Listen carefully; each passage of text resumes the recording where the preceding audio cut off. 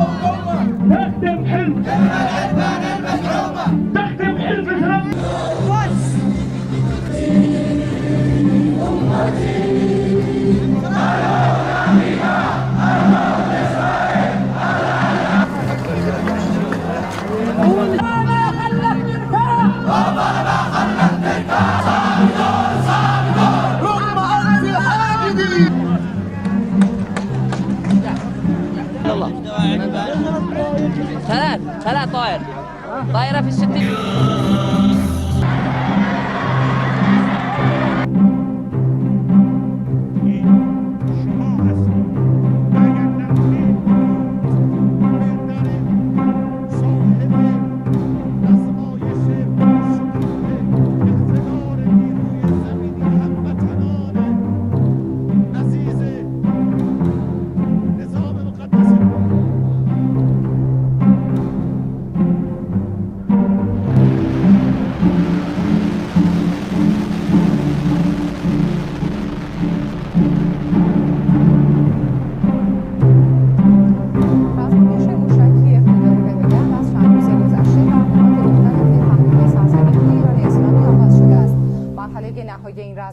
بامداد دیروز سه‌شنبه با شلیک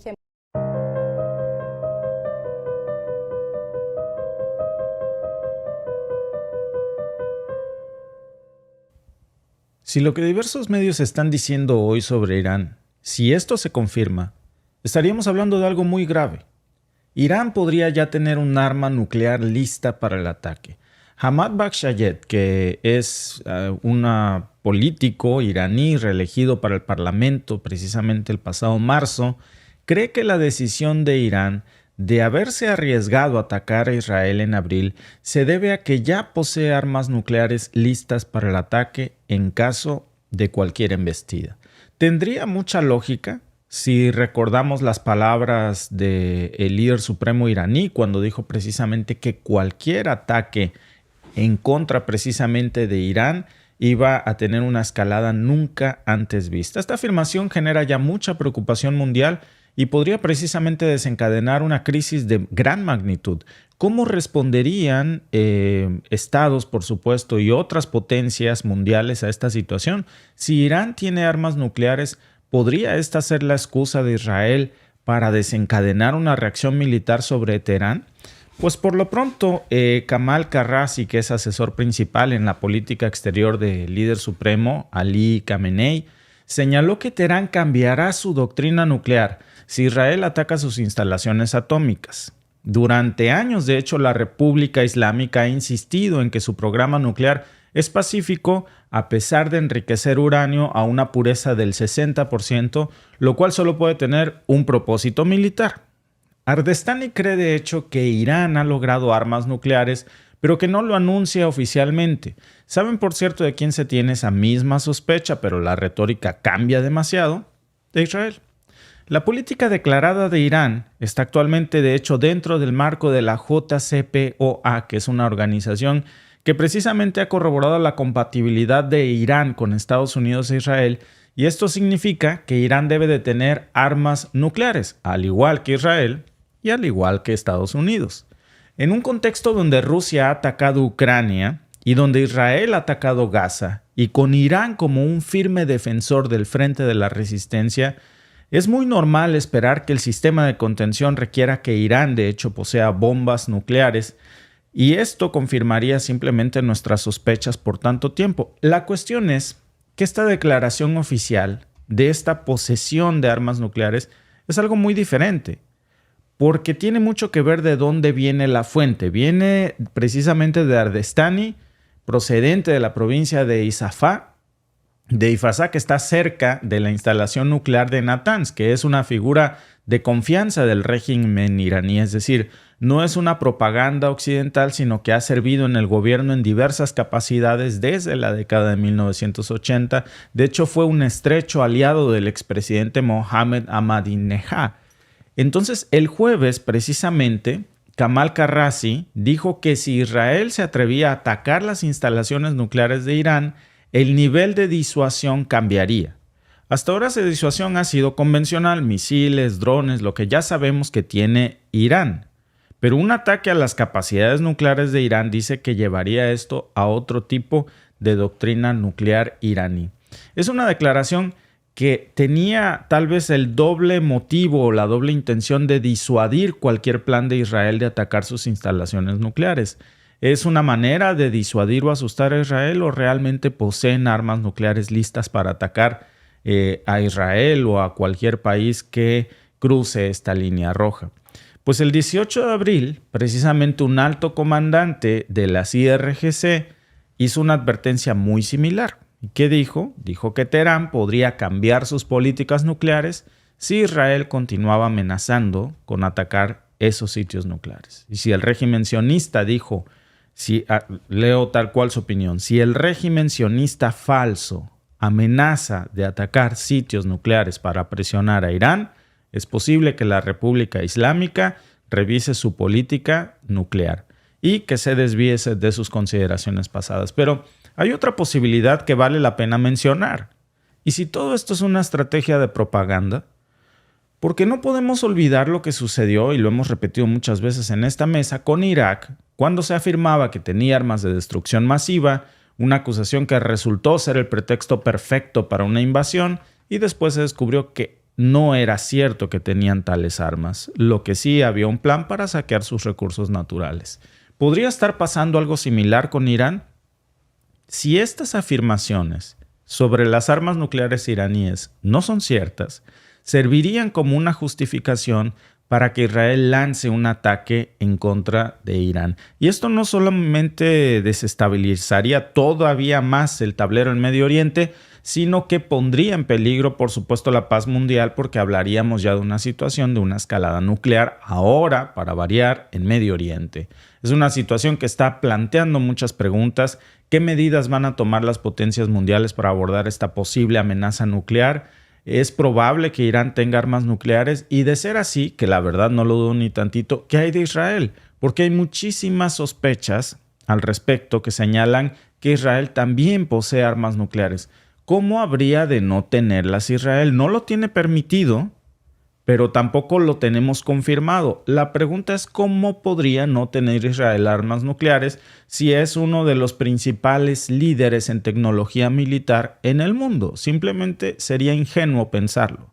Entonces, lo que estamos viendo aquí es cómo se está incrementando la tensión en una región que ya de por sí es muy volátil, en donde la posibilidad de que Irán tenga armas nucleares no solamente está cambiando el equilibrio de poder en Medio Oriente, sino que también está poniendo en riesgo la estabilidad global, la comunidad internacional, la poca que queda, si es que existe, pero que debemos de actuar con cautela porque ya estamos viendo la escalada de este discurso nuclear en todas partes, en Rusia, en China, en Irán, en Estados Unidos, señalamientos contra Israel también de que posee este tipo de armamento. Y en resumen, si esto se confirmara de la posesión de armas nucleares listas por partes de Irán, pues estaríamos frente a una situación extremadamente peligrosa que podría tener repercusiones a nivel global y entonces tendríamos que tener ojo precisamente aquí, porque quiere decir que esta cuerda en Medio Oriente entre Israel e Irán es una cuerda con un probable escalamiento nuclear, Alba. Sí, es una cuerda que cada día se va tensando más y cada vez ya por distintas partes del mundo es más común escuchar la palabra nuclear. Ya se ha vuelto como que muy, muy común en los vocabularios del conflicto o de la guerra en Ucrania. También por acá ya se está volviendo muy popular. Supuestamente, como bien lo dices, ¿no? Medios aseguran que es cierto. Ya es una nota y el rumor de que Irán tiene armas nucleares desde hace mucho tiempo. Sí, no es No nuevo. es nuevo. Sobre todo también porque si recuerdan, hace unos días les hablamos de que Irán le iba a comprar 300 toneladas de uranio a Níger. O sea, también, o sea, ¿para qué quiere tanto uranio? Sí.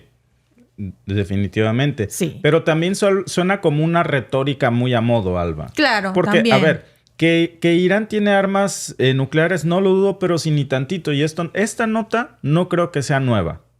Es una estrategia de disuasión nuclear. Israel nunca ha hecho un anuncio de disuasión nuclear. Pero cuidado, porque yo también no dudo ni tantito que Israel tiene armas nucleares. Claro. No lo pienso yo. Muchos analistas militares, de hecho, lo dan casi por sentado, pero pues hay una secrecía en torno a las capacidades militares de Israel porque es uno de los principales líderes en tecnología militar del mundo. Y mira, vamos a ver, por cierto, qué dicen nuestros amigos que nos mandan sus mensajes en Telegram sobre este tema porque es interesante saber cuál es su opinión. Hola, les habla Francisco de acá de Chile.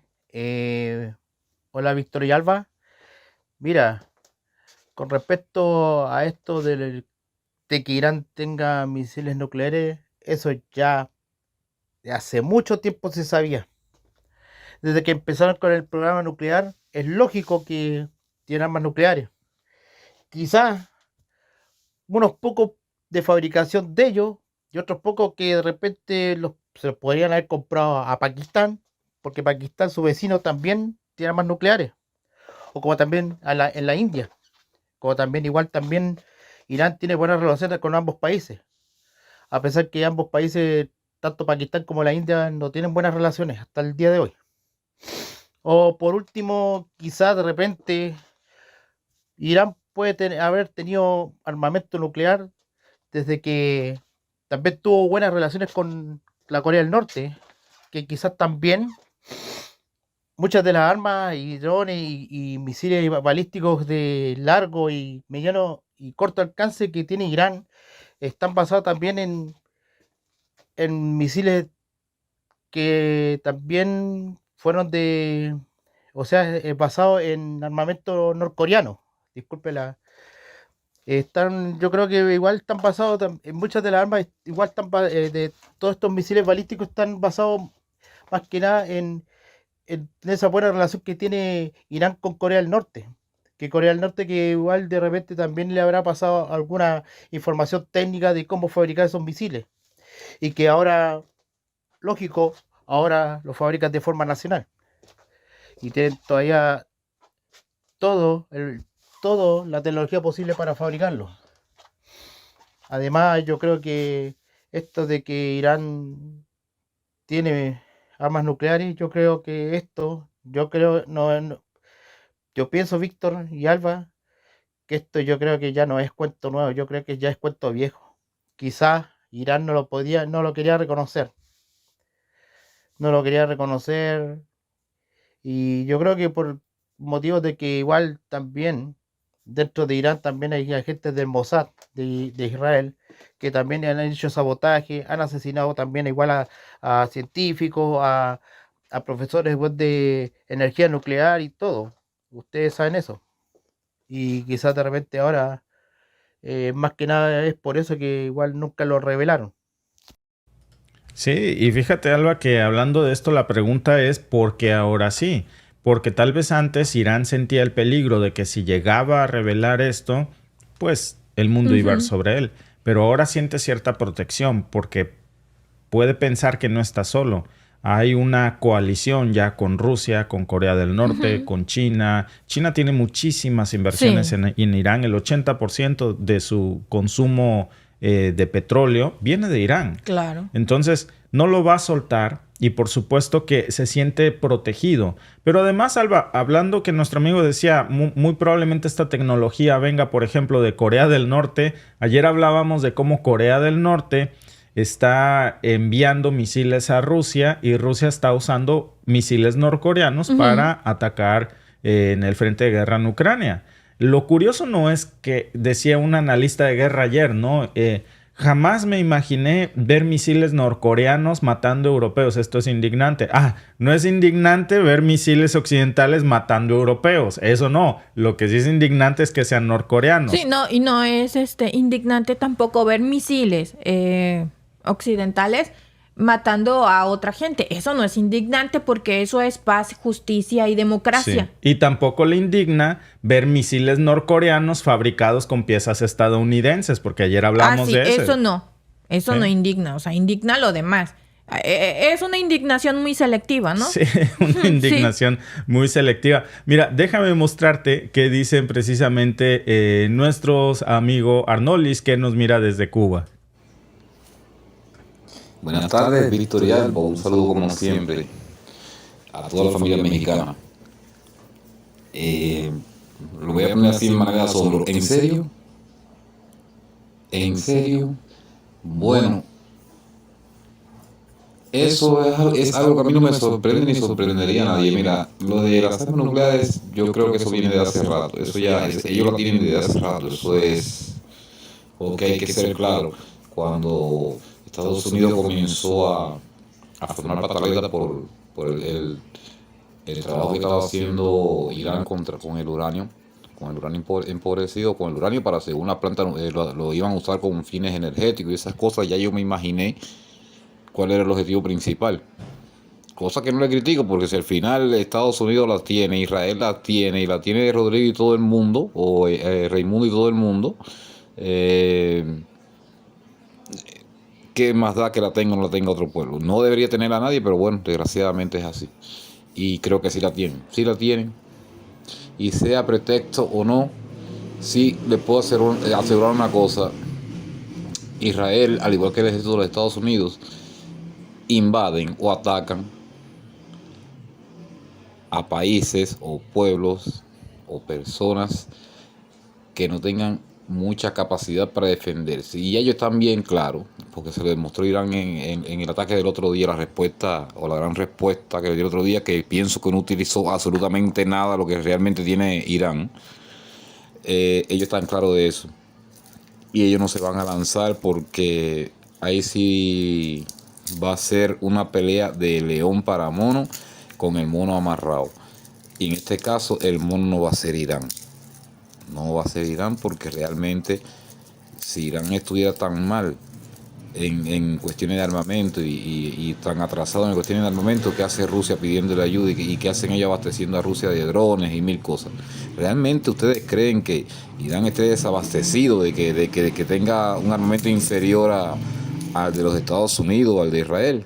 Yo no lo creo. Y en cuanto a lo de la bomba nuclear, sí creo que la tengan. Sí, absolutamente creo que sí la tienen.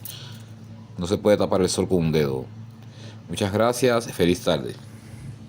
Ni cómo decirlo Sí. que no. De acuerdizo como con nuestro amigo Arnolis. Porque ustedes creen que... ¿Qué tan inferior puede ser la tecnología militar iraní? Llámenla barata, llámenla corriente, como ustedes quieran. Pero desde el momento en que un supertanque de última generación Abrams, que se supone que casi vuela al espacio, fabrica Coca-Cola, te cuece un huevito mexicano ahí adentro. ¿Cuánto? ¿10 millones de dólares? Un dron iraní barato de 5 o 15 mil dólares. Sí. ¡Pum! Lo hace pedazos. Y con piezas reutilizadas. Y con piezas rearmadas. Ujú. Reciclan. Ahora sí que reutilizan y reciclan. Porque muchos de sus drones que han reciclado son drones que Estados Unidos usó contra ellos. Ingeniosamente han agarrado las piezas, los han reutilizado y les han dado a Estados Unidos con sus mismos drones. Además va en la onda ambiental de Biden, que quiere hacer tanques eléctricos para no contaminar, e Irán reutiliza piezas. Exacto, ¿no? están Qué loco. reutilizando, reciclando y salvando al planeta. Salvando al planeta, volándonos a todos en mil pedazos entre Pues todos, es que ¿no? según la idea de Biden de hacer tanques eléctricos es esa, o Para sea, no contaminar, no háganme quiere el contaminar, favor. nos quiere volar a todos, pero no quiere contaminar, o sea, pues siguiendo su doctrina, Irán es lo que está haciendo, está Claro. volando a todos, pero no está contaminando, está Pero reciclando. está reciclando. Reciclen, amigos, reciclen.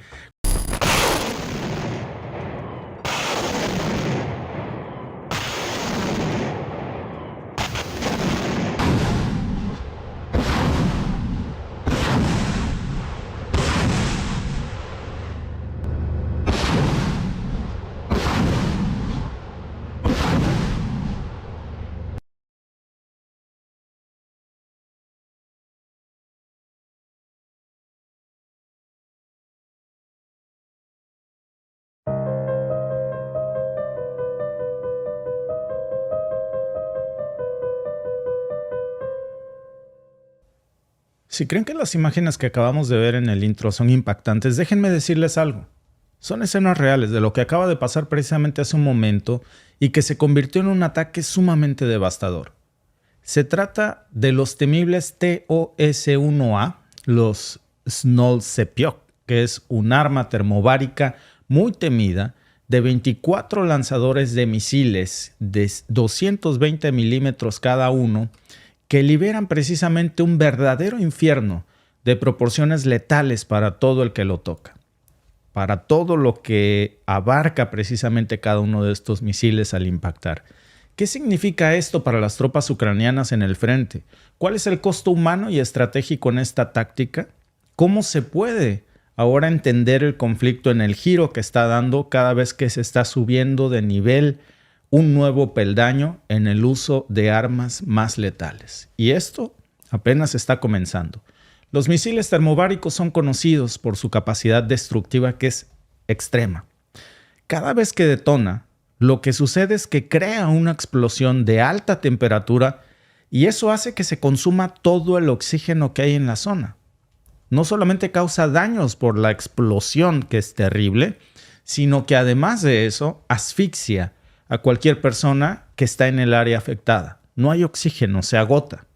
Estas armas son desarrolladas inicialmente, no ahora, no son nuevas. Comenzaron durante la Guerra Fría y han encontrado un uso nuevo precisamente en los conflictos modernos debido a su efectividad en destruir posiciones fortificadas y también generar un impacto psicológico en el enemigo de proporciones pues muy temibles. ¿Por qué son tan temidas estas bombas, estos misiles?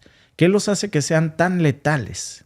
Imagínense este escenario, una bomba termobárica que impacta el suelo y en cuestión de milisegundos, una nube de aerosol inflamable se dispersa enseguida de una explosión que genera temperaturas de hasta 3000 grados Celsius. Arde, se convierte en cenizas todo lo que hay alrededor. Esta explosión no solamente incinera todo lo que está a su paso, ese es solo el comienzo. Después lo que sigue es peor. Es una onda expansiva posterior que consume todo el oxígeno que hay en el área circundante. Y esto significa que incluso si alguien se encuentra en un refugio cercano, pues la falta de oxígeno le provoca la asfixia y muere. Y a eso se le suma otro nivel más de horror, su capacidad destructiva. Estas armas se diseñaron precisamente para eso, en una época en que la innovación en armamentos, hablamos, recuerden de estas épocas de la Guerra Fría, alcanzaba niveles sin precedentes. Y fueron desarrolladas para maximizar su impacto destructivo, pero también psicológico en el enemigo. Y ahora, pues en los conflictos actuales, su uso resurge por su alto grado de efectividad. ¿Por qué recurrir a ellas ahora? La respuesta yo creo que es más que evidente. En guerras donde las posiciones fortificadas y los combates urbanos no son la norma, este tipo de misiles termobáricos lo que hacen es ofrecer una manera eficaz de eliminar obstáculos en posiciones defensivas. Por eso estas bombas, los misiles TOS-1A, por ejemplo, son el mejor caso de un sistema de lanzamiento múltiple que puede disparar hasta 24 misiles termobáricos de 220 milímetros en rápida sucesión. ¿Saben qué provocan estos 24 misiles lanzados en cuestión de segundos? Que el cielo entero se convierta en un verdadero infierno que llueve precisamente fuego. No es una exageración cómo se presenta la nota del día. Cada uno de estos misiles puede devastar un área de hasta 40,000 metros cuadrados. Ahora imagínense 24 de ellos en menos de unos milisegundos. Y eso, pues claro, para dimensionarlo de otra forma, estamos hablando de 7 campos de fútbol por misil. Cuando estos misiles impactan, esa destrucción no solamente es inmediata, sino que también consume edificios, fortificaciones, todas las personas que están ahí, que sufren un destino fatal. ¿Cuánto cuesta cada una de estas armas? Se dice que estos sistemas, los TOS-1A, tienen un precio aproximado de $6 millones. Y cada misil individual puede llegar a costar entre $100,000 y $150,000. Estos costos, aunque son extremadamente elevados, se justifican en el campo de batalla de una manera muy pragmática. Recuerden, cuando hablamos en el pragmatismo puro de la guerra, porque tienen un altísimo grado de efectividad y porque causa un terror en el enemigo, pues que muchas veces causa, o casi siempre, su retirada. ¿Es sostenible este tipo de ofensivas a largo plazo? Es una cuestión estratégica que todavía está en debate, porque Rusia parece estar dispuesta ya, y con el ataque de hoy queda claro, a invertir este tipo de armamento porque tiene resultados inmediatos en el campo de batalla. Y además el impacto psicológico tan grande que está causando esto, que llueva literalmente fuego del cielo, que consuma todo lo que está a su paso, pues lo que hace evidentemente es causar terror en las tropas enemigas. Y no nada más elimina combatientes, sino que, por supuesto, causa un efecto devastador. No solamente se ha usado en Ucrania, hay que decirlo. Estos misiles ya se han usado en otros conflictos, como en Siria, por ejemplo, que fueron igual de devastadores, que derribaron búnkeres, túneles, centros urbanos, donde las fuerzas enemigas a menudo se refugiaban en estructuras fortificadas, y el uso de este tipo de armamentos, por eso plantea tanto debate ético y legal, porque muchas organizaciones internacionales de derechos humanos han condenado su uso, pues diciendo que es una violación al derecho internacional humanitario por la crueldad indiscriminada y el sufrimiento extremo que causa. No se trata nada más de matar a las personas alrededor, sino de la forma tan cruel en la que mueren. Por eso estas armas termobáricas son tan temidas. ¿Qué países las han utilizado? ¿Qué países tienen y utilizan este tipo de misiles y en qué contextos? Por supuesto, Rusia es uno de los principales usuarios de estos misiles termobáricos. Hoy lo estamos viendo. Incluso esta nota, déjenme decirles que es de RT. No es una nota de BBC o de DNW.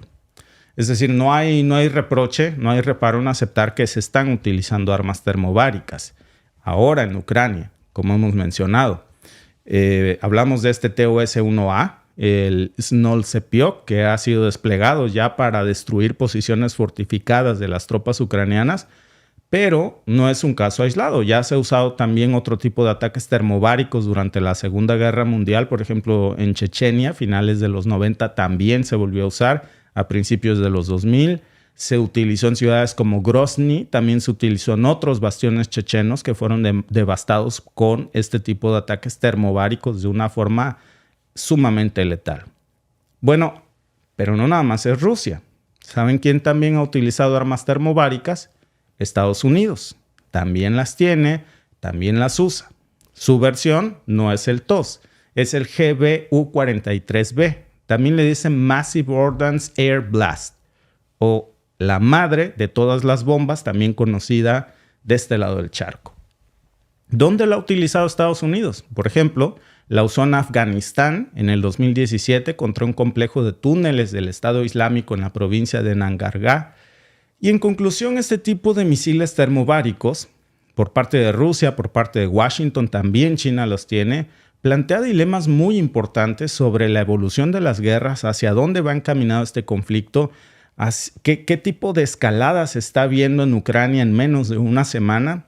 Y hay que recordar que debemos de hablar de un solo rasero en donde se prohíban, ojalá, este tipo de armas de destrucción masiva en todas las versiones. No nada más en la versión ucraniana, también en la versión gringa de Afganistán, también en la versión china, porque China no las ha usado hasta ahora, pero tiene también bombas termobáricas, porque su efecto, Alba, es sumamente terrible. Claro, no importa qué país las tenga, sino quién las está usando. Y a lo largo de la historia, pues no nada más Rusia las ha utilizado. Eso es lo terrible, porque si dijéramos solo las ha utilizado Rusia, qué malvados son.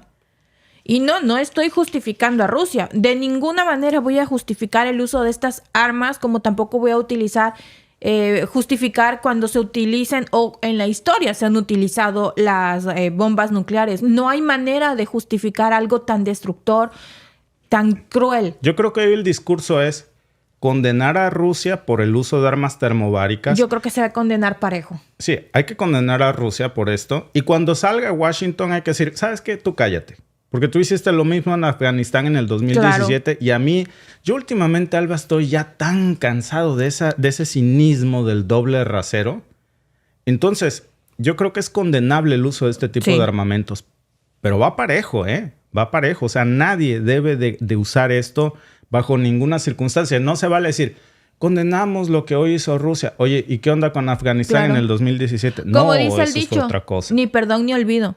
Claro, no se puede olvidar lo que pasó ya anteriormente en la historia y no se puede perdonar lo que está pasando ahora en la historia. Para nadie. Debe de ser una regla pareja. Hay para los que me quieren, quieren que me manden a la corte marcial por ser antioccidental y falsa ciudadana canadiense. Falsa ciudadana canadiense. Se trata más bien, Alba, sí, alguien puso en los comentarios, ¿no? Si la Tercera Guerra Mundial estalla, los vamos a hacer ustedes responsables. Que te juzguen, me puso un prófugo del ácido fólico, que te juzguen por traición a Occidente. Y en nuestra encuesta del día es: ¿deberían prohibirse los misiles termobáricos en los conflictos cualquiera que sean? A, sí, por su crueldad. B, no, son necesarios.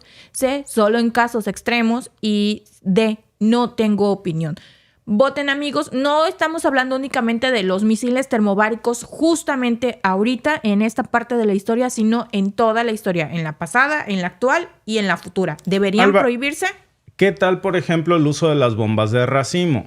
Porque precisamente, hablando de dobles raseros, yo creo que hay que condenar, ¿eh? O sea, no, aquí no se trata de decir, no, pues que todo se perdone cuando se trata de Washington o que cuando se trata de Rusia. No, yo creo que no se deben de usar este tipo de bombas. Ni en Ucrania por Rusia, ni en Afganistán por Washington, ni en ningún escenario. Este piso tiene que ser parejo para todos.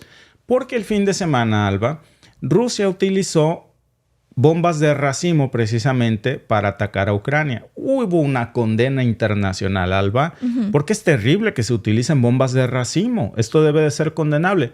Pero ¿tú te acuerdas quién le dio a quién bombas de racimo hace poco? Estados Unidos. Ucrania. ¿A quién? A Ucrania.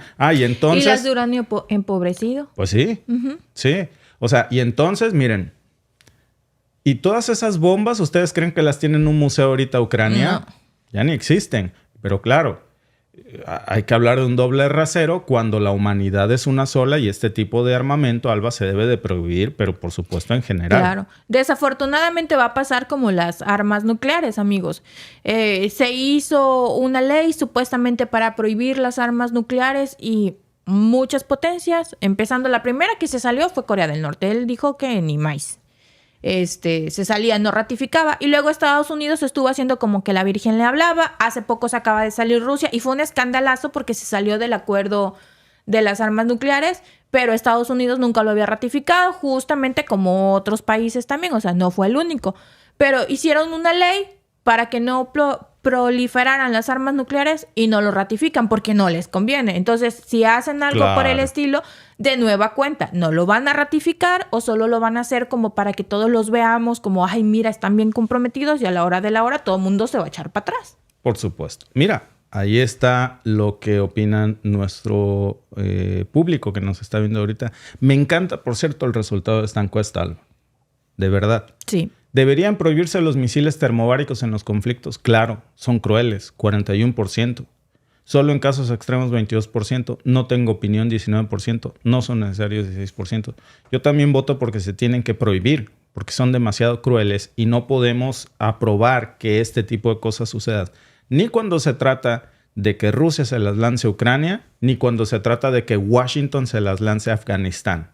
Porque la humanidad es una y entonces pues no podemos permitir que proliferen esos dobles raseros, sí, claro, como el de las bombas de racimo de este fin de semana. Explotaron en el frente ucraniano y el mundo, ¿cómo se atreven? ¿Quién le regaló bombas de racimo a Ucrania apenas el año pasado? Y como tú dices, también bombas de uranio empobrecido. Exacto, sobre armas todo de uranio empobrecido. cuando consideramos que tomamos en cuenta que se considera a Ucrania y a Rusia los graneros del mundo. Son tierras muy fértiles, Claro. en donde se producen muchos de los cereales que consciente o inconscientemente llegan a nuestras mesas. Las En familias muchas partes. estadounidenses se van a terminar comiendo de vuelta el uranio Exacto. empobrecido que mandaron. En Pero Kellogg's. ni siquiera ellos, el gobierno, que se financió con sus impuestos, sí, pero ellos te aseguro que ni siquiera sabían. Es una inversión que va a regresar en forma de sucaritas, de Kellogg's, de Fruit pan, Loops, de pan, de galletas. No sabes. Sí, es terrible esto. Eso es lo peligroso, que siendo los graneros del mundo se utilicen ese tipo de armas que al final del día van a llegar a nuestra mesa. Ojo con esto porque esta nota, repito, es de RT. Y evidentemente y el video del principio también es del Ministerio Sí. de Defensa rusa. O sea, lo que se está haciendo es mandar un mensaje. Claro, estamos calentando motores, lanzamos bombas FAB 500. Sí. Todavía tenemos ahí FAB 3000, FAB 5000. Ustedes saben, están estas armas termobáricas, pero tenemos muchos tipos más. Entiendo el mensaje que se quiere mandar. Sobre todo cuando Macron ha salido tanto a ladrar. Claro, ese es el mensaje. Yo entiendo que esa es la idea que tienen, porque de lo contrario no lo veríamos aquí en RT, Alba. Claro. Veríamos una negativa. Pero esto tiene que condenarse en cualquier rincón del mundo. Parejo.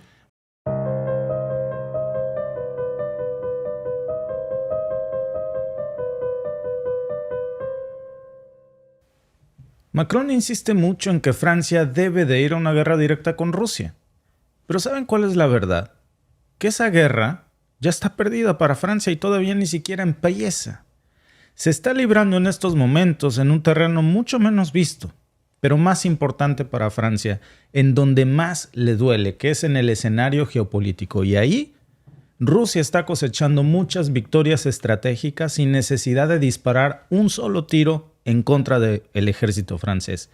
Lo está haciendo tejiendo una red de influencias, haciendo una red de alianzas que están apuntando contra Francia y que están ahorcando no solamente el desarrollo de su economía, sino también amenazando con su dominio sobre muchas de sus excolonias y actuales colonias francesas que tienen el continente africano. Y por ende, eso va a desequilibrar todo el dominio que Occidente o que Francia por lo menos tiene en ese continente. ¿Cómo está pasando esto? Pues en las últimas semanas ya hemos sido testigos de cómo Rusia, con una clarísima estrategia, ha firmado muchos acuerdos de cooperación militar, no solamente con Corea del Norte, también lo está haciendo en Francia. Por ejemplo, con Santo Tomé y Príncipe, con Guinea-Bissau, y ahora podría parecer a primera vista que estamos ya hablando de naciones pequeñas, casi insignificantes en el tablero geopolítico mundial, que no habíamos escuchado antes. Pero la realidad es otra. La realidad es muy diferente. Porque estas pequeñas naciones, aunque son diminutas en tamaño, son gigantes en importancia estratégica. Están ubicadas en el Atlántico, justo al borde del Golfo de Guinea. Y aquí es donde el mundo comienza a preguntarse por qué el Golfo es tan importante para Rusia y cómo está poniendo en jaque a Francia y a la Unión Europea con este movimiento. Miren, no es solamente una ruta marítima más. Es una de las arterias más importantes del mundo. Y además es una región extremadamente rica en recursos naturales. ¿Qué tienen? Tienen petróleo, tienen mucho gas natural, tienen metales preciosos. El Golfo de Guinea lo tiene todo. Y controlar esta área significa tener una mano en la arteria vital de la economía mundial. ¿Por qué creen que Francia es rico sin tener prácticamente ningún recurso natural? Porque sigue ejerciendo un dominio de explotación sobre estas colonias. Y los acuerdos que Rusia ha firmado no son solamente papeles que intercambian salas de conferencias, no.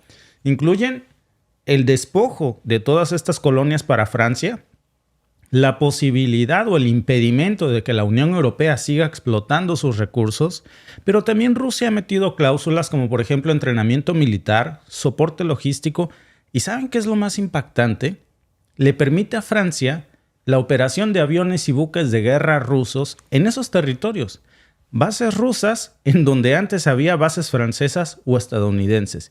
Y esta nota está proliferando cada vez más.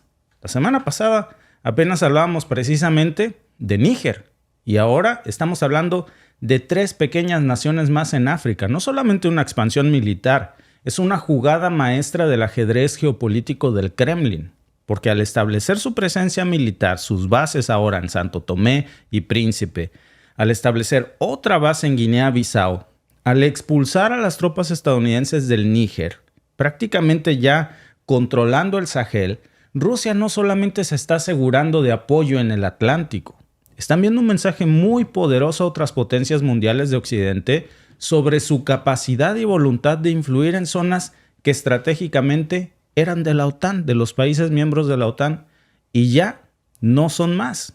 Ahora, pensemos en esto por un momento. Fíjense el impacto de lo que estamos aquí hablando, de esta nota, que a lo mejor si la leemos, pues es interesante, pero no alcanzamos a dimensionar tal vez cómo esto le está dando la estocada final a Francia de una guerra que ya perdió sin que siquiera haya comenzado. ¿Cuál es la implicación de que Rusia ahora tenga buques de guerra en un punto tan estratégico? Más allá del obvio aumento en la capacidad militar rusa en el mundo, estamos hablando de la capacidad de Rusia para proyectar desde ahí su poder, no solamente en África, a través del Atlántico y hacia otras regiones. Proteger a China, y esto altera también el equilibrio de poder no solamente en África, sino a nivel mundial. Con cada buque que Rusia está anclando ahí y expulsando un buque estadounidense o francés, con cada avión que aterriza, Rusia está reescribiendo las reglas geopolíticas en la región. Y además no hay que ignorar el aspecto de los recursos naturales, porque al ganar esta influencia y control sobre Santo Tomé y Príncipe y Guinea-Bissau, Rusia pues no solamente está asegurando tener ahí ya sus bases militares, también se está posicionando de manera óptima para acceder a los recursos que tienen estas regiones del Golfo de Guinea. Y aquí, precisamente, es donde la estrategia rusa se está mostrando con toda la complejidad de algo que Occidente no vio venir. Y si lo vio venir, ¿por qué no lo evitó? Porque no se trata solamente de militarizar una zona. Ahora entendemos que se trata de una integración de capacidades militares con objetivos económicos. Y esta maniobra de Rusia está teniendo implicaciones muy profundas para el sistema de control militar de la OTAN, de los países miembros de la OTAN, de Occidente, pues, sobre África. ¿Cómo están reaccionando? ¿Cómo van a ajustar su propia presencia ahí y las políticas de África a lo largo del Atlántico? Por lo pronto del Níger ya los expulsaron. Y de estas 2 nuevas zonas, también. Rusia está desafiando no solamente a las potencias occidentales, sino que también está tomando el control de lo que antes era de ellos en otros continentes. Hablamos de actores regionales que hoy ven cómo el equilibrio de poder podría estar inclinándose a favor de Rusia. Y esto puede llevar a una reconfiguración de alianzas y a una reevaluación de estrategias de seguridad y economía por parte de las potencias afectadas. Macron ya lo dijo muy claro la semana pasada. Está preocupado, muy preocupado, porque después de Ucrania, dice él, Rusia podría ir tras toda Europa. ¿Y saben qué?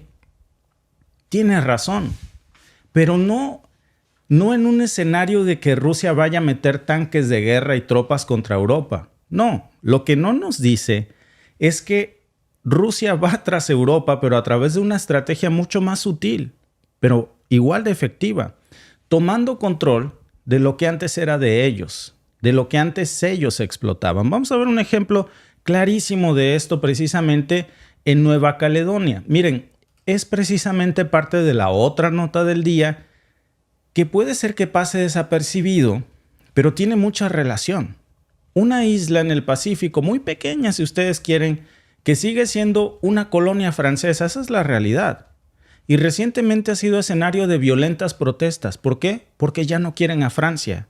La capital, que es Noumea, vio como 80 negocios eran incendiados y más de 200 cohetes quemados. Francia ha tenido que responder con un toque de queda, enviando refuerzos, quiere intentar calmar la situación, pero la realidad es que le duele desprenderse de una colonia más que sabe que va a perder porque es cuestión de tiempo y que Rusia está meciendo la cuna, despojándolo de todas las colonias que antes explotaba. Miren. Toque de queda en el territorio francés de Nueva Caledonia. La medida fue impuesta el martes tras violentos disturbios registrados en este archipiélago del Océano Pacífico. Los disturbios estallaron el lunes, coincidiendo con el debate en la Asamblea Francesa de una revisión constitucional de carácter técnico que busca ampliar el electorado para las próximas elecciones provinciales de Nueva Caledonia. Actualmente solo pueden votar los nativos y residentes llegados antes de 1998 y sus descendientes. La reforma constitucional haría que las elecciones estuvieran abiertas a cualquier persona con al menos 10 años de residencia en el territorio, que tiene 270.000 habitantes. Los independentistas lo consideran una medida para reducir la incidencia del pueblo canaco nativo.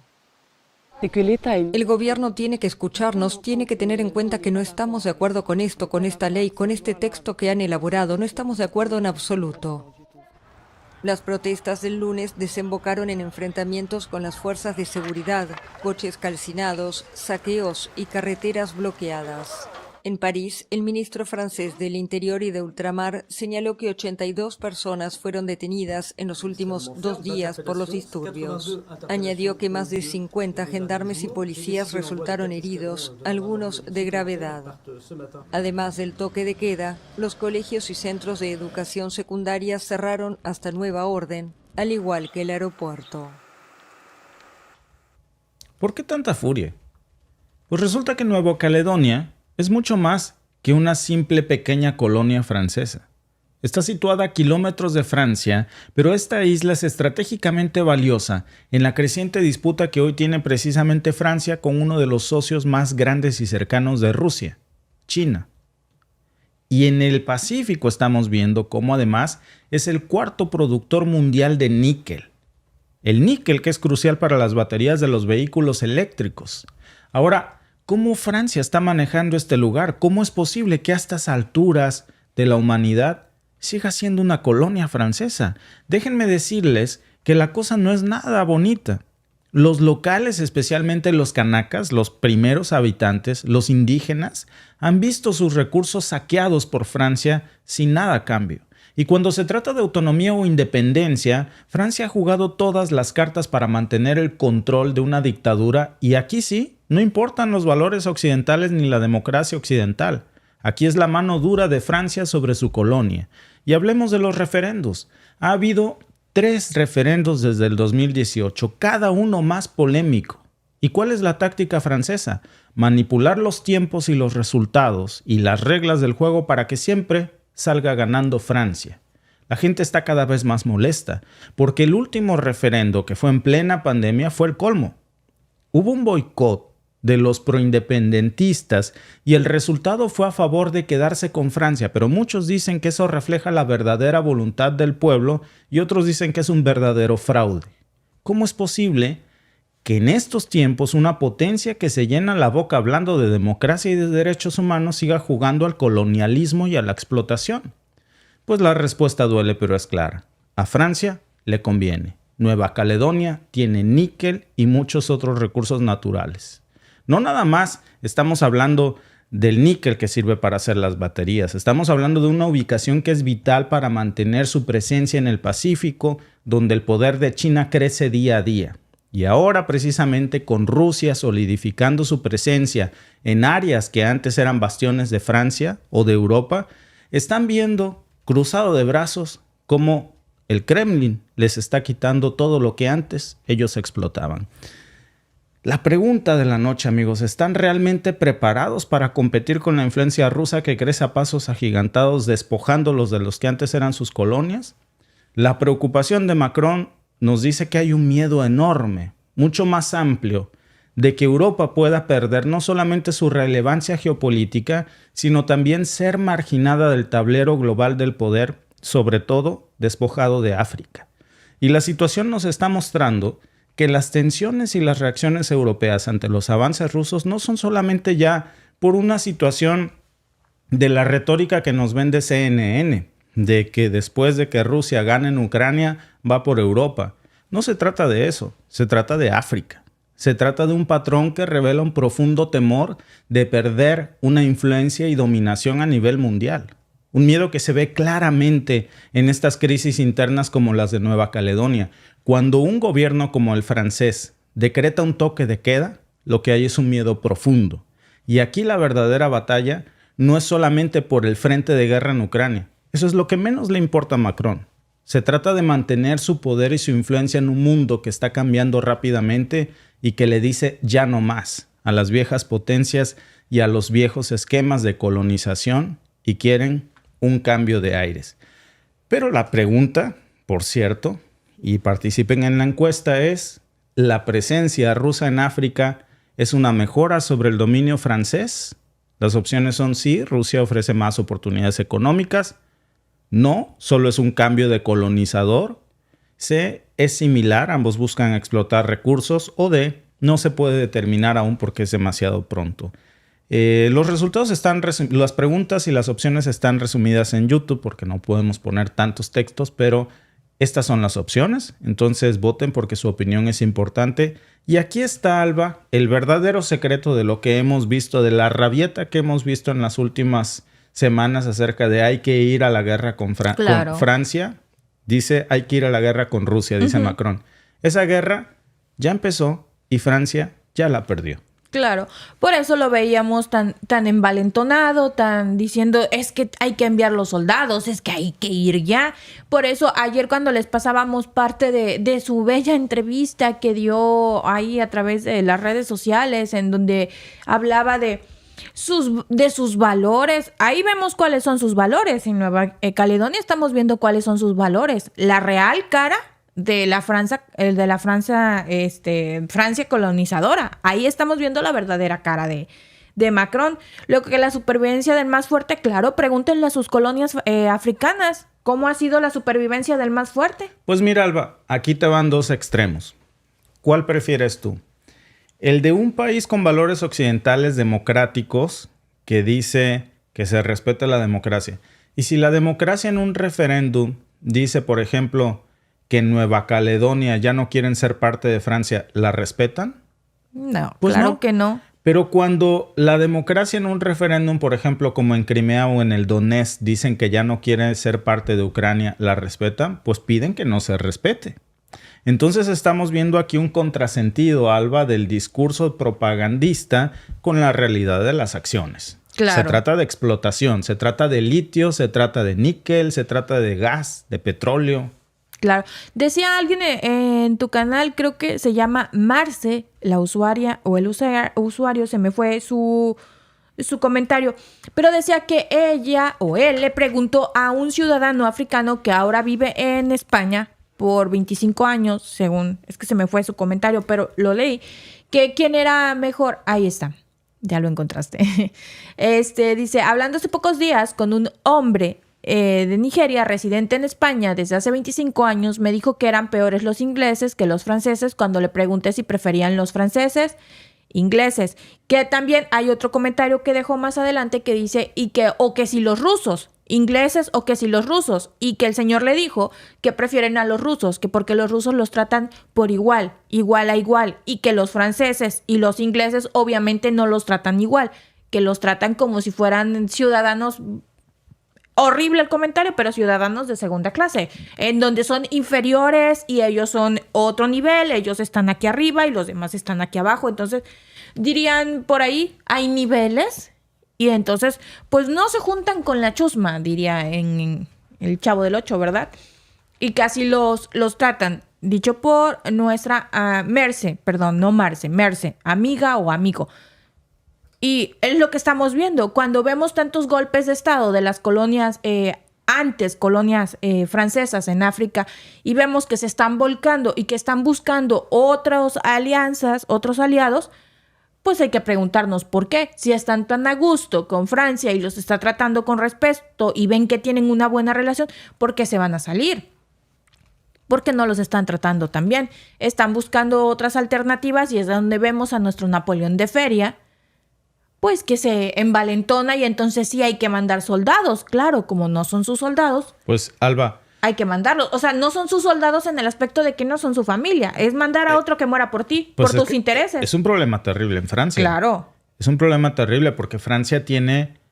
No lo quisiera mucha parte de Francia, no digo que todos, pero mucha parte no quisiera tener tantos ciudadanos de color, porque hay un problema terrible de racismo, pero los tienen, producto de colonizar otros países. Y mira, no lo digo yo, déjame mostrarte algunos datos.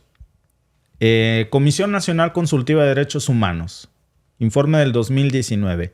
El 36% de las personas en Francia admitieron ser racistas.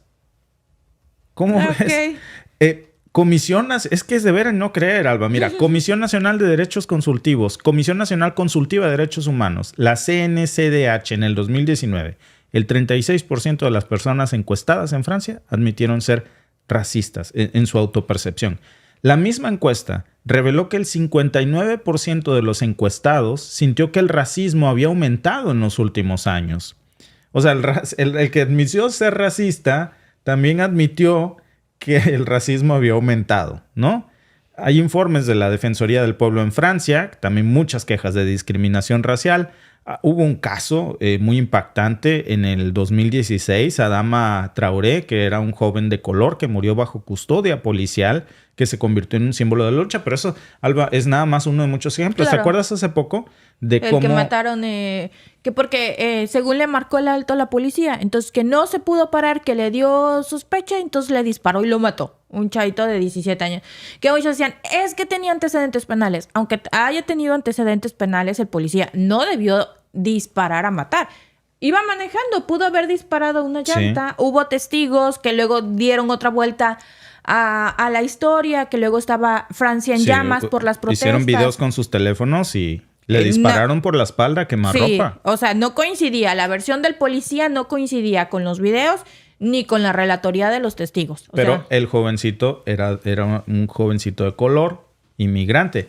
Otra encuesta del 2019, el Pew Research Center, dice que el 49% de los franceses en el 2019 veían a los inmigrantes como una carga para el país debido a la competencia por trabajos y beneficios sociales. Es decir, es un problema gravísimo que tiene Francia, a pesar de que viven de la explotación y se benefician tanto de la explotación de muchas colonias, como por ejemplo Nueva Caledonia, como los recursos del Níger, y debería de haber no solo racismo, sino un agradecimiento y una integración social. ¿De dónde has sacado lo que te ha convertido en la potencia que te ha convertido? Exacto. O sea, ¿de dónde viene? De los que tratas inferiormente, pues deberías agradecerles que los que están inferiores según tú tienen todo eso, si no, ¿dónde estarías? Peor que ellos, porque ellos lo tienen.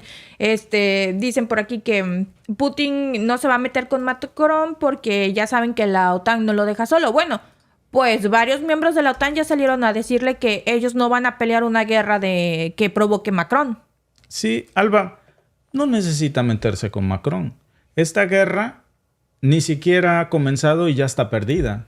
Porque lo que realmente le preocupa a Macron es que han perdido en un tiempo récord el dominio y el control sobre excolonias que seguían siendo colonias de facto y colonias que de hecho son de facto, como Nueva Caledonia. Perdieron el control del Níger, por lo menos ya hay 4 países sobre los que Francia ha perdido el control, el dominio, la explotación precisamente de sus recursos.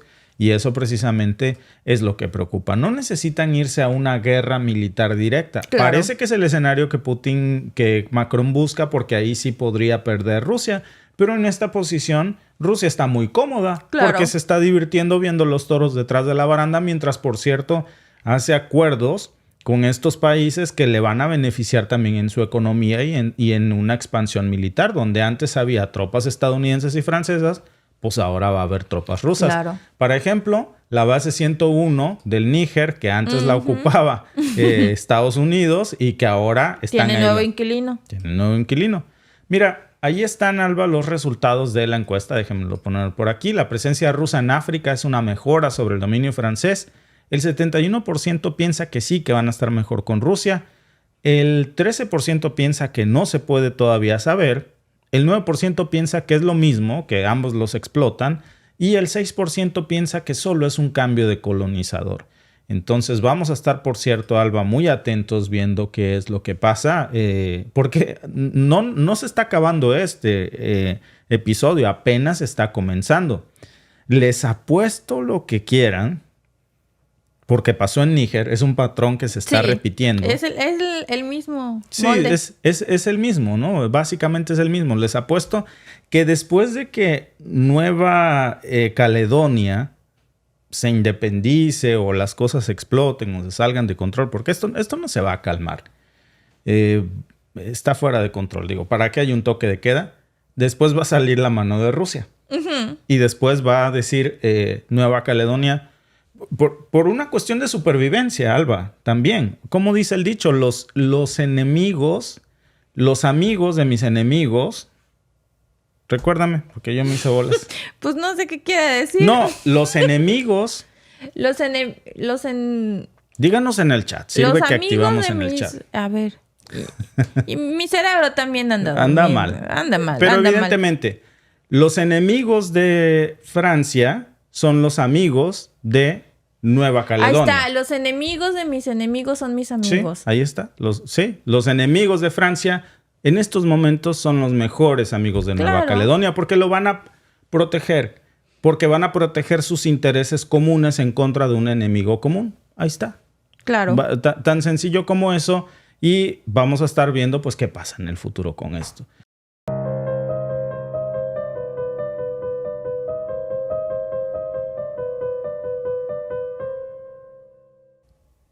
Rusia ha elevado la apuesta en el tablero global de la carrera armamentista. ¿Con qué anuncio? Acaban de decir que ya pusieron en activación, en puesta en servicio, un misil intercontinental que se creía que no tenían y que ahora sabemos que ya está activo. Se trata de Bulava, un misil que es capaz de atravesar el escudo antimisiles de los Estados Unidos y de alcanzar objetivos mucho más allá de la ciudad de Nueva York. Esta arma, nuclear por supuesto, que se lanza desde submarinos de última generación, no solamente está reflejando un poderío militar que antes el Kremlin no tenía, sino que también está mostrando una nueva escalada armamentista que podría redefinir todo el equilibrio de poder mundial. ¿Cuándo se desarrolló este misil? De hecho, comenzó a trabajarse en él desde 1998 por el Instituto de Termotécnica de Moscú. Ahora sabemos que el Bulava puede transportar hasta 10 ojivas nucleares y tiene un alcance de 9,000 kilómetros. Eso lo convierte en una amenaza palpable y directa, no solamente para Europa, también para la costa este de Estados Unidos. ¿Cómo va a reaccionar Washington ante esta nueva amenaza directa para ellos? La tecnología detrás de Bulava, de hecho, comenzó mucho tiempo atrás por este Instituto de Termotécnica. Imagínense, se había intentado lanzar sin éxito este misil más de 40 veces. De esas 40 veces, 7 intentos salieron totalmente mal. ¿Qué significa realmente esto? Pues que ahora, después de todos estos fallos, cada prueba fue una lección aprendida, una oportunidad para reajustar, para recalibrar este misil nuclear. Y es la típica tenacidad que estamos viendo en la carrera armamentista una y otra vez, para intentar lograr una ventaja militar, una que realmente les dé ese peso para poder influir en la mesa mundial. Cuando hablamos de disuasión nuclear, ya estamos hablando en otro nivel. Esta es una disuasión nuclear que podría llegar hasta Nueva York. Y Estados Unidos, pues claro, también tiene sus propios misiles. Estamos hablando, por ejemplo, tiene sus sistemas como el misil Ground Based Midcourse Defense, que está diseñado para interceptar misiles que les vengan encima. Pero el problema es que este tipo de defensas no son tan sofisticadas como el Bulava, porque este misil puede no solamente cargar hasta 10 ojivas nucleares, sino que además puede hacerlo siguiendo rutas que son un verdadero dolor de cabeza para predecir e interceptar. Eso lo vuelve prácticamente imparable. Así que sí, aunque Estados Unidos no se queda atrás en tecnología militar nuclear, por supuesto, el problema es que la efectividad de sus sistemas contra una bestia como el Bulava, pues sigue siendo un gran signo de interrogación, algo muy difícil de frenar. Miren, hablemos de tiempos, porque si Rusia decidiera, ni Dios lo quiera, lanzar uno de estos misiles hacia Washington, estaríamos hablando, fíjense nada más, de solamente 30 minutos desde que se lanza este misil desde un submarino ruso hasta que impacta en su destino final. Imagínense, media hora. Ese es todo el tiempo que se tendría para reaccionar en Washington. Y la estrategia parece clara: mantener una paridad nuclear con Estados Unidos y al mismo tiempo asegurar una disuasión efectiva que le estaría garantizando, por supuesto, a Rusia la seguridad nacional a largo plazo. Estos Bulava, junto con otros misiles rusos como el Topol de emplazamiento terrestre y otros más de bombarderos nucleares, forman la famosísima tríada nuclear estratégica de Rusia. Esa que, si ustedes recuerdan, hace poco precisamente Putin anunciaba que era una de las más modernas del mundo. De hecho, ha estado recalcando mucho el Kremlin en esto, en su arsenal nuclear, especialmente ahora que están escalando estas tensiones regionales y la palabra nuclear se está poniendo lamentablemente de moda. Entonces, ¿qué es exactamente esta tríada nuclear que tanto presume el Kremlin y por qué es tan crucial? Esta tríada se compone básicamente de 3 elementos fundamentales, que son misiles balísticos intercontinentales, por supuesto, los famosísimos ICBM, que son lanzados desde tierra, misiles balísticos lanzados desde submarinos, que son los SLBM, y bombarderos estratégicos que pueden lanzarse tanto bombas nucleares como misiles de cruceros. Pues esta estructura, que si una parte del arsenal es destruida en un ataque, pues asegura que las otras 2 aún pueden responder con una fuerza letal. Entonces, por eso es una tríada y es un sistema que está diseñado para la supervivencia precisamente y garantizar que cualquier ataque contra Rusia resultaría pues en una respuesta nuclear masiva. Washington también tiene su tríada y se conforma de la misma medida.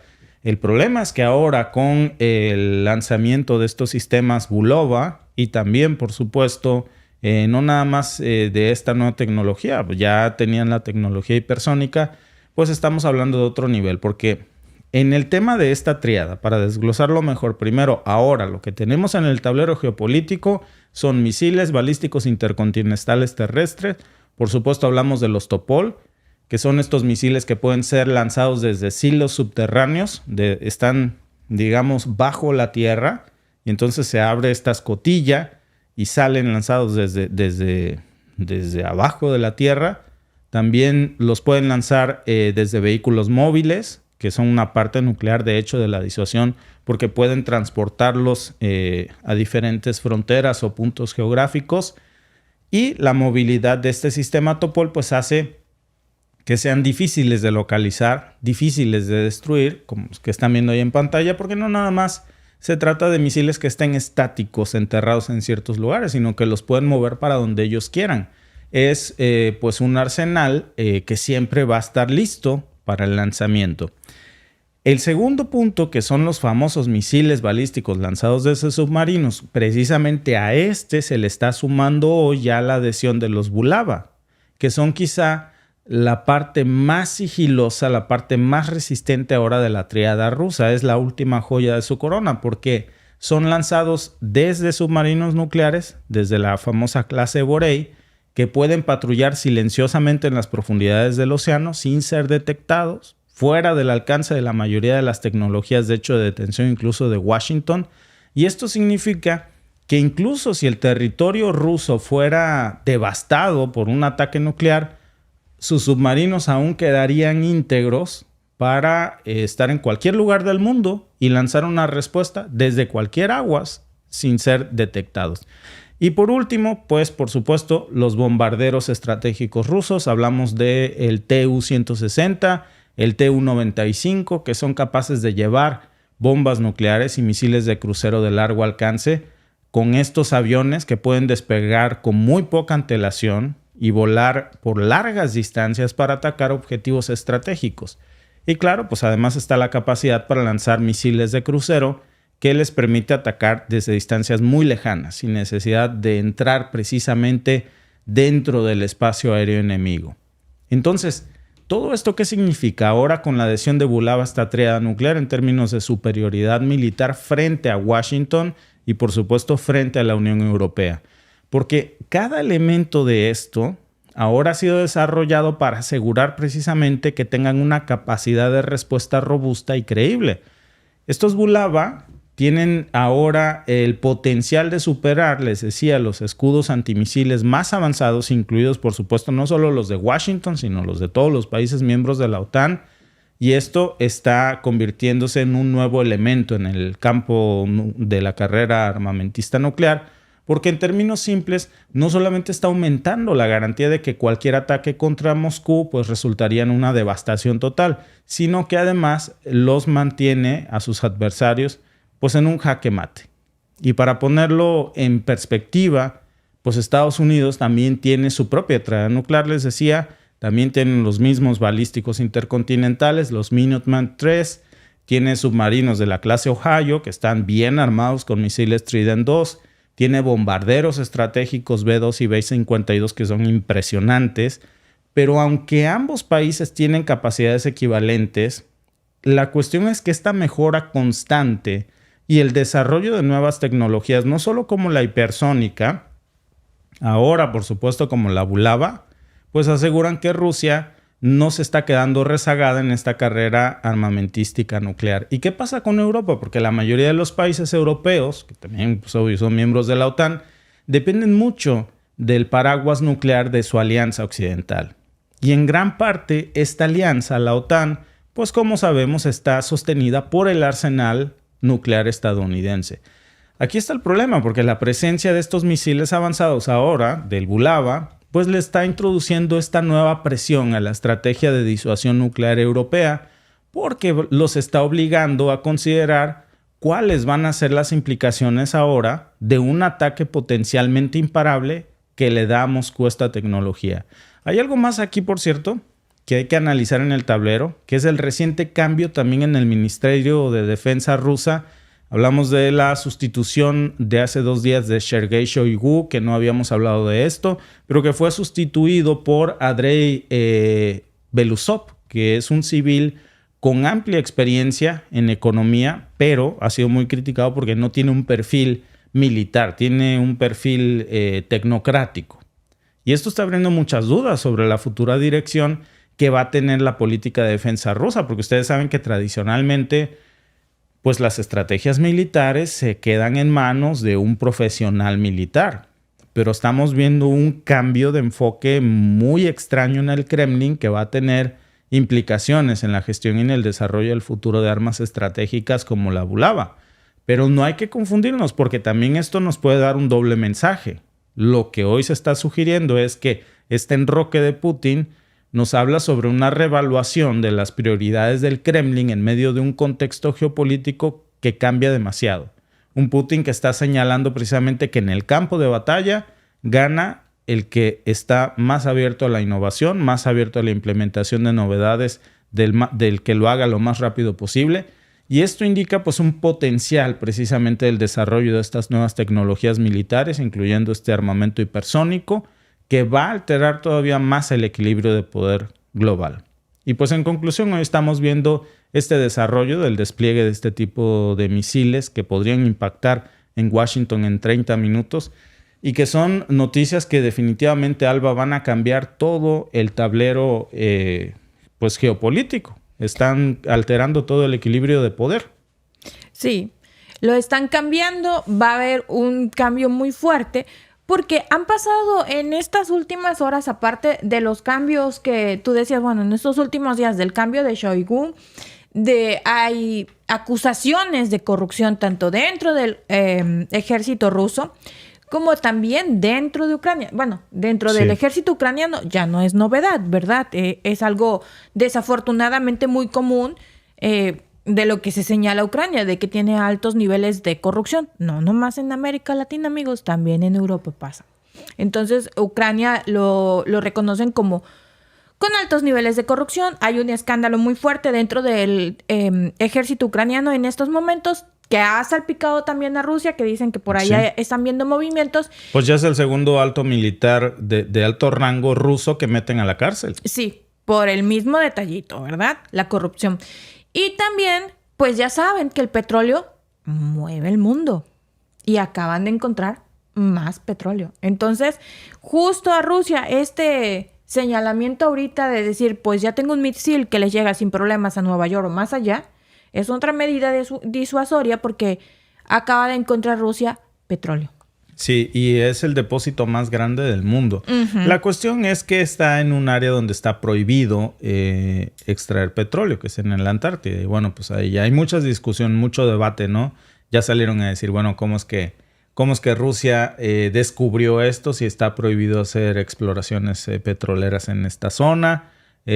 Aunque se haya descubierto, pues se supone que solamente se puede entrar ahí para fines científicos. Pero Alba, conociéndonos como nos conocemos en la humanidad, en donde el mundo huele petróleo, ahí llega todo el mundo. Sí. Ahí todos se anotan a la fiesta. Sí, todos resulta que todos les sale el patriotismo. Sí, el amor por la tierra de nadie. El amor por la tierra de nadie. Yo la vi primero. Sí. No, a mí me hizo ojitos primero. Hasta todos. Irán está ahí metido. Sí. Recuerdan que hace unas semanas, ya tiene algunos meses, Estados Unidos le liberó un apoyo a Irán que necesitaba. Entonces fueron ahí algunos milloncitos de dólares que le soltó Estados Unidos a Irán.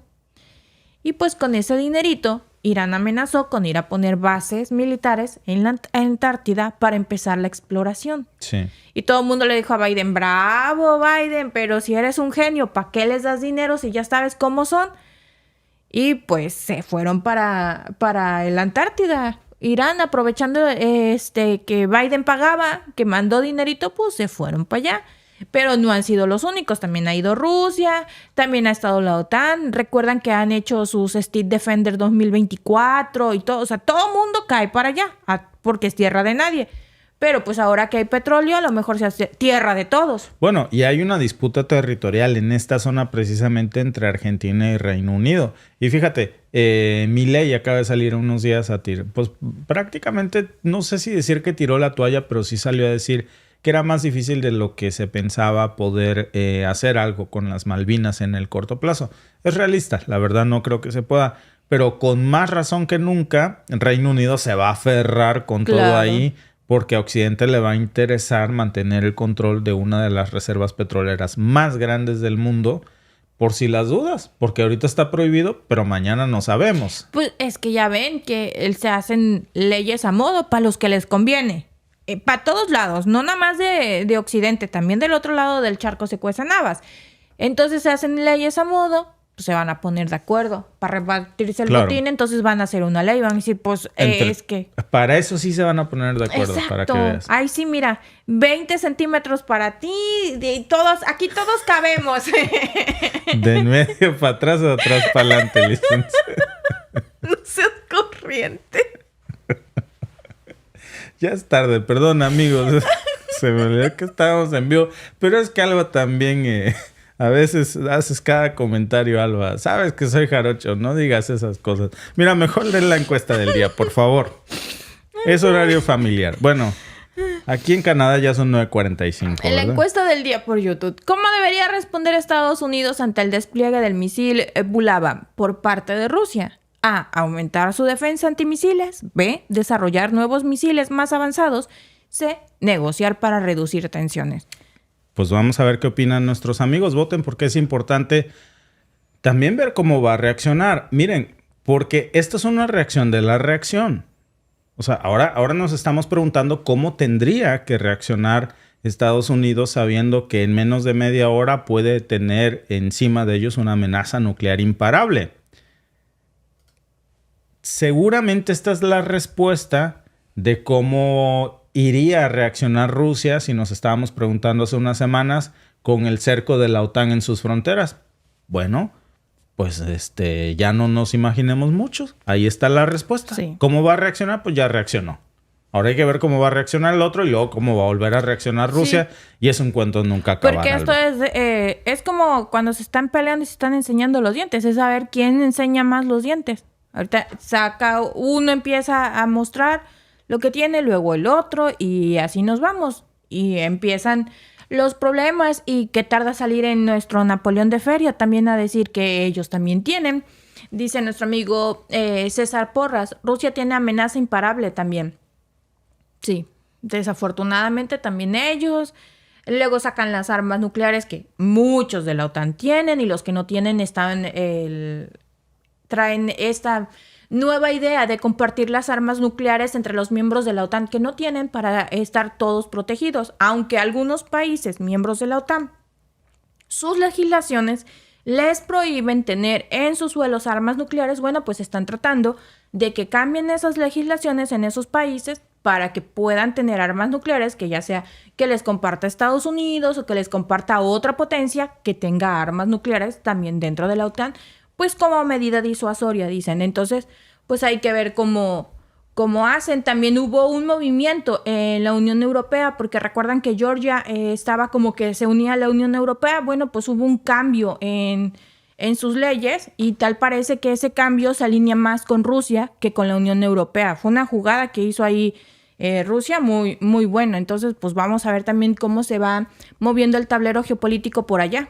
Sí, porque todo esto termina impactando en cualquier lado del charco, Alba. Y hoy estamos viendo aquí precisamente pues las reacciones que ya están aquí al respecto. Déjame mostrarte, por cierto, qué opinan nuestros amigos de la encuesta, porque es importante saber cuál es la opinión de todos. Mira, ¿cómo debería responder Estados Unidos ante el despliegue del misil Bulava por parte de Rusia?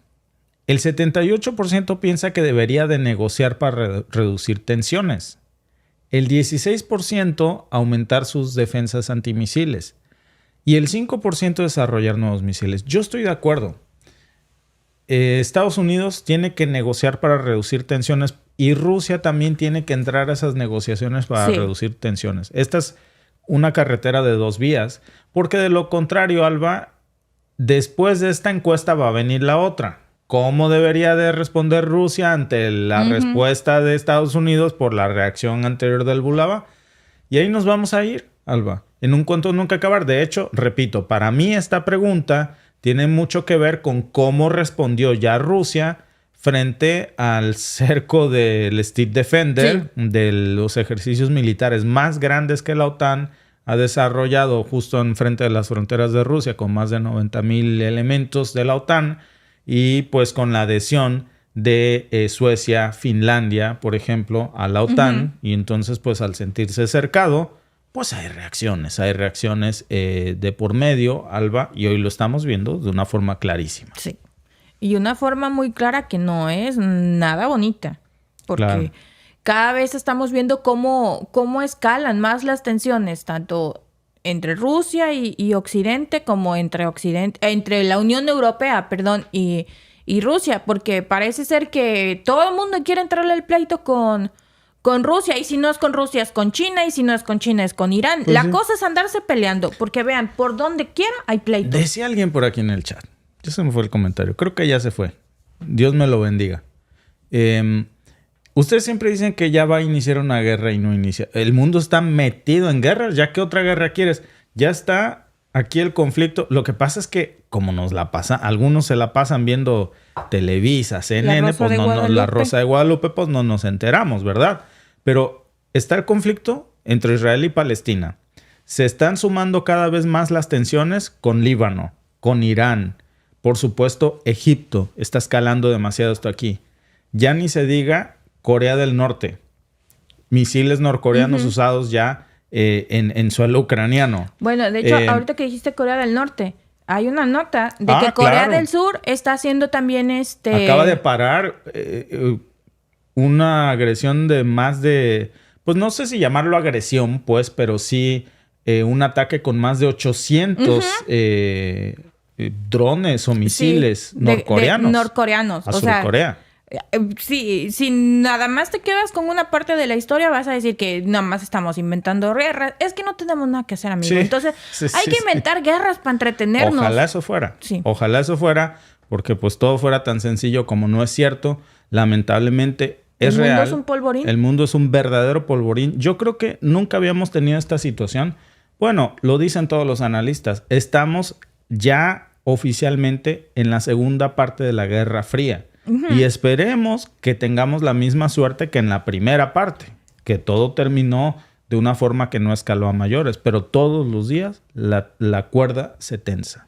Claro, no, y que de Guerra Fría yo no le veo nada, No, porque se pues, está calentando mucho, porque sí. que hay misiles que llegan a Nueva York en menos de 30 minutos, que hay bombas termonucleares, que están las FAT-3000, Sí, sí, que sí. están las bombas nucleares. Las termobáricas que las acaban de lanzar. Sí, que están los IMARS, que están, o sea, hay muchísimo armamento, o sea, para hacer Guerra Fría está muy caliente. No, más que nunca. Amigos, muchas gracias por conectarse a nuestros podcasts de este día. Gracias por estar con nosotros, por suscribirse a nuestros canales y nos vemos mañana con más información para ustedes. Que descansen. Hasta mañana.